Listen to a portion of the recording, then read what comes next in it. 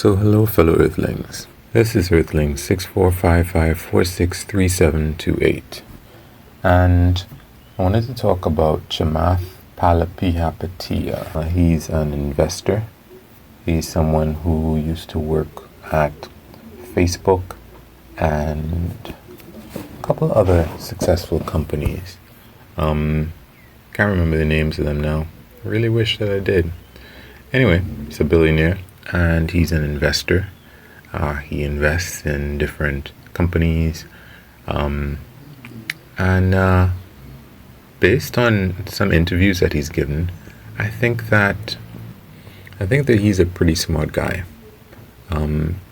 He revealed that there's an investment bubble.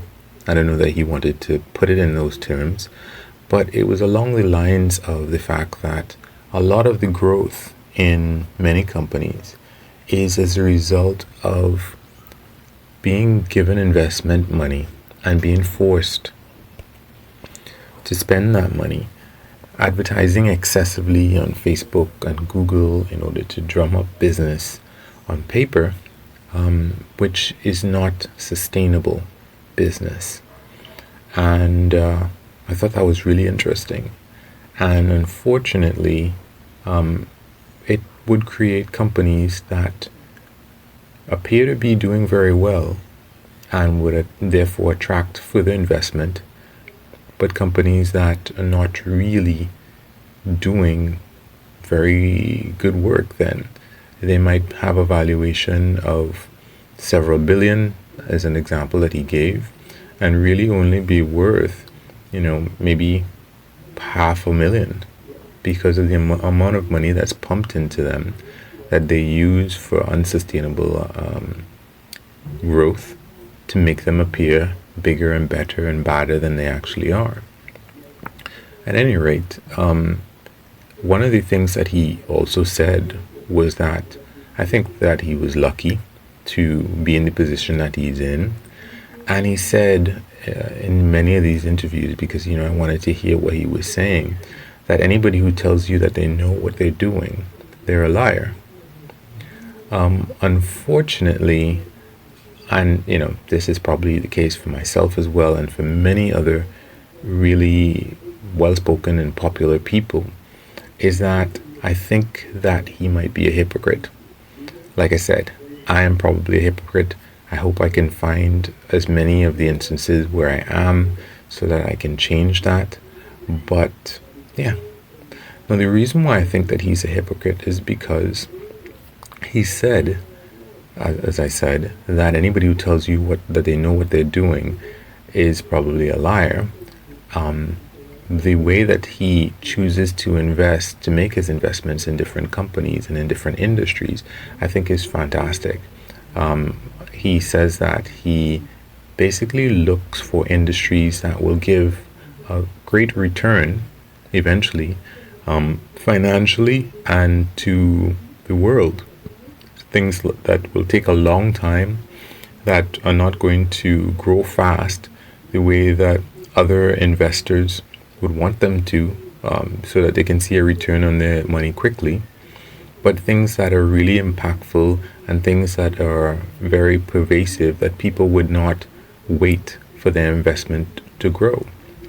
So for example, he's investing in diabetes companies that help diabetics, because so many of his family has diabetes, and it seems to be going well as far as he's saying, and he's looking for other opportunities like that will grow financially, like I said, and help humanity, but not something that people looking for a quick turnover and an exit point where they can get their money and call it a day, that they would want to invest in.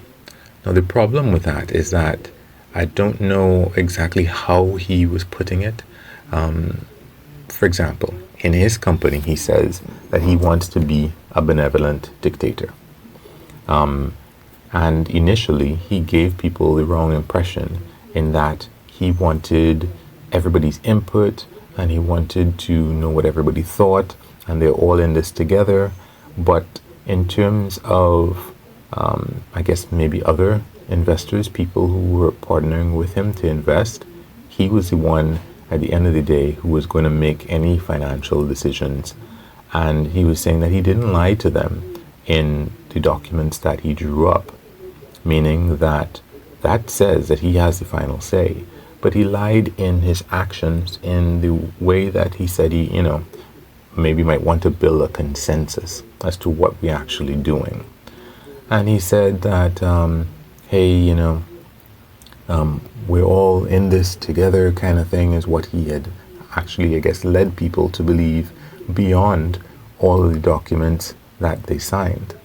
Now, of course, that's a contradiction between him saying that, hey, anybody who tells you that they know what they're doing is a liar. And also he says that, I deserve it at this point, because based on my success, I deserve being the person who has the final say. I've shown what I'm capable of. But he's said in many of these same interviews that he was lucky, that he just happened to be in the right place at the right time with respect to Facebook. He and I guess the guy from Napster, Sean Parker. Sean Parker had brought him in to get involved with Facebook in order to put an investment deal, I think, together with Facebook. And then it fell apart, and they needed somebody to take it apart, financially speaking. And and then I guess at some point somebody in Facebook, maybe it's Mark Zuckerberg, told him, hey, why don't you come in with us? And he did. And at some other point he said that he noticed that Amazon was giving a great return on its investment, that it was growing annually by 20% every year in revenue. And he was like, yeah, I gotta get, and he put, if not all of his, not most of his money, a lot of his money into Amazon exclusively, and he made a great return on it, and he's gotten out of the market. Now, maybe he looks at himself and he says, look at what I did with Amazon. Somebody put him at $6 billion in net worth, and he says it's beyond that, or maybe it was 4. But whatever the person said in one interview, he was like, yeah, it's a lot better than that. So he might see some of the subsequent decisions that he made as having this flash of brilliance. And I guess that's what happens. The more successful we become, a lot of times we think to ourselves that, that's as a result of my merit. It's as a result of my hard work. And in many instances, it is going to be. But I'm sure there are lots of other people who have worked even harder, and they might not have anything to show for it because some of the supporting building blocks were just not there at the time for them to take advantage of whatever hard work that they had already banked. So you can't say those two things, that you want to be a benevolent dictator and yours says at the end, and he said he regretted giving people the impression that there was some kind of democracy or consensus. And I think that that unfortunately is what can happen in many, actually it happens in dictatorships. It happens that a dictator thinks, hey, I know what I'm doing, I have this under control.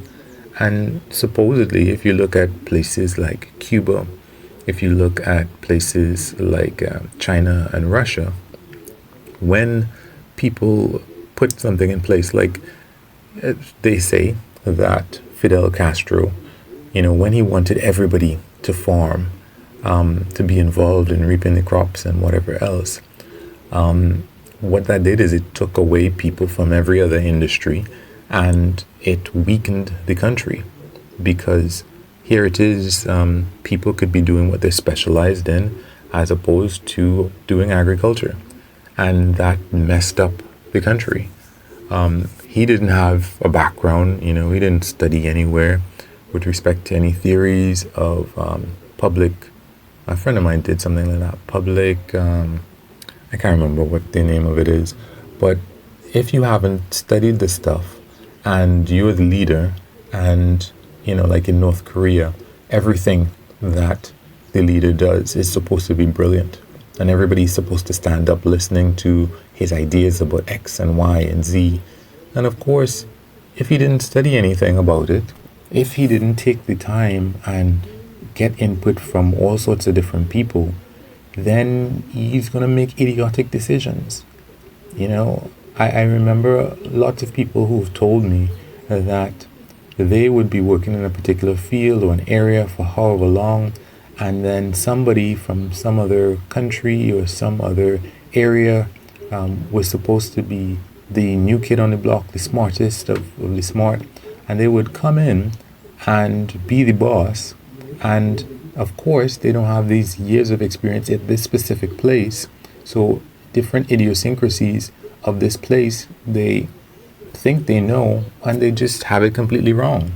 Like I remember there's another documentary I was looking at where I think there was it was either Australian clams and Japanese clams, and they were trying to use what they learned in either Japan or Australia or vice versa to create a oyster or clam industry in this other area. And when they came in using the same techniques that they used for the oysters in the other area, it was a complete and utter disaster, because as it turned out, the spacing requirements for the one set of clams in the other area were completely different from the other one, and the clams in the new area just completely died. It wrecked everything. So, and even with respect to airplanes, I was looking at a YouTube video about, they were saying that in one particular plane crash, like a very famous one, a lot of people survived. And the reason why so many people survived in this instance was because they used to have a system where the captain was in charge. Anything that he said went. And he was contravening the request from the second in command to do a different thing. And what they figured out is that the second in command knew what he was talking about, but the captain insisted on doing things a particular way. This is in the previous flights that failed and crashed and everybody died. So they enacted something where people were really supposed to pool their knowledge, and the captain was not the absolute end all. And I guess it's more along the lines of getting the captain to agree to that, because everybody else, I'm sure they figured that they knew what they were talking about when it came to whatever it was. So the captain, when they asked him in the flight where many people actually survived, he was like, well, it's because I took input from everybody and I let people who seemed to know what they were doing keep doing what they were doing. And I like Chamath Palihapitiya. I'm going to get this wrong. I have gotten it wrong. I spent a while trying to practice his name, but yeah. At any rate, I think that, at least based on what he's saying in some of these interviews, that he's a hypocrite. We all are. And I think he should try to line up his ducks. You're saying something, and I agree with it, and it makes sense. But then in some other instances, you're not putting it into practice. So maybe you should try to do that. Figure out which one of these things makes sense and just go with that. Anyway, guys, this one's kind of long. Wish me lucks, LUCSS. And you can unlike, comment, subscribe, and or share. And of course, you can do nothing. I prefer not, but I'll get it anyway. Anyway, peace.